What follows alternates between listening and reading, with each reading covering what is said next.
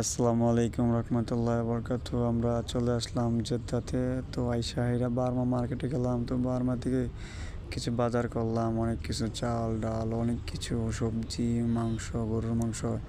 এই যে একটা বড় ভাই, তো বার্মায় তো খালি আমাদেরকে বলতে চায় জিল্লুর মাল দে, জিল্লুর মাল দে। তো মেগাস্টার শাকিব খানের একটা সিনেমা ছিল, গরবাজ সিনেমার ডায়লগ। তো দেখে খুব ভালো লাগলো, ও মাইজিং, মানে খুব ভালো লাগলো ওদের কথা শুনে।